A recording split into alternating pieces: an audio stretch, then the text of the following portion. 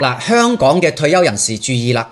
今日咧教大家如何將香港嘅強積金變成大灣區嘅養老房，只需要3步簡單嘅操作就可以輕鬆咁實現香港儲錢，內地安居。第一步，合法地提取強積金，關鍵咧要記住2個時機。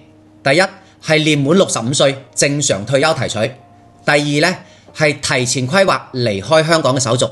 咁啊重點嚟咯噃，提取前咧一定要登錄呢個積金局嘅官網，申請特別自願性供款，即係 TVC 賬戶。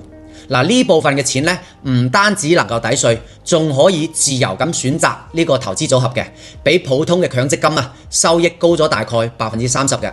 咁劃重點啦，提前6個月調整呢個投資策略，將高風險嘅基金轉成呢個保守型，避免取款嘅時候遇到呢個市場波動，資產縮水啊！咁第二步啦，跨境嘅資金咧巧妙搬家，錢到咗帳之後唔需要急住匯款住先。先用呢個中銀嘅香港嘅跨境理財通兌換離岸嘅人民幣，匯率比普通嘅櫃台咧高咗大概係0.8%嘅。更加絕妙嘅係珠海嘅橫琴有個試點嘅政策，強積金買樓房款咧係可以行呢個綠色通道嘅，可以免去每一年5萬蚊美元嘅呢個外匯限制嘅。操作咧亦都係超簡單，喺匯款嘅時候備註欄嗰度寫港澳居民養老購房，銀行咧就會自動觸發快速嘅審核。咁提醒一句啦，保留呢個強積金嘅提取證明加呢個匯款憑證，後續嘅時候辦理房產證咧將會有大用。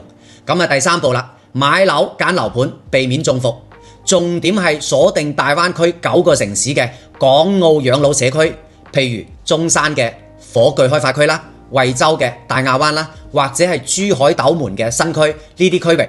唔單止房價咧係香港嘅1/10，仲配套咗港式嘅醫療站同埋粵語管家嘅。切記以下嘅3不買啦。第一，千祈唔好買40年產權嘅商業公寓。第二，千祈唔好買偏遠嘅文旅樓盤。第三啦，唔好買交通唔便利嘅新郊區。教大家一個好少港澳人知道嘅慳錢秘訣啦。查一下呢個樓盤係咪納入港澳嘅養老補貼計劃，政府咧會每個月發放幾百蚊嘅物業補貼嘅。最後係終極提醒啦，教你一個稅費嘅慳錢大招。房產證到咗手之後，即刻去稅務局辦理呢個跨境養老稅務備案，能夠慳翻2大筆錢。第一，強積金增值嗰部分咧係免繳呢個資本利得稅嘅。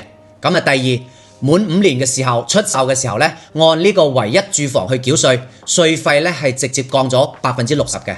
更加貼心嘅係珠海嘅新規，港澳老人用強積金買樓，直接送俾你5年嘅醫保。想要強積金買樓細則嘅港澳朋友，評論區嗰度留言買房2個字，我 send 啲詳細資料俾你。關注會長，下一期咧教你哋如何用香港嘅年金喺內地領取終身嘅養老金。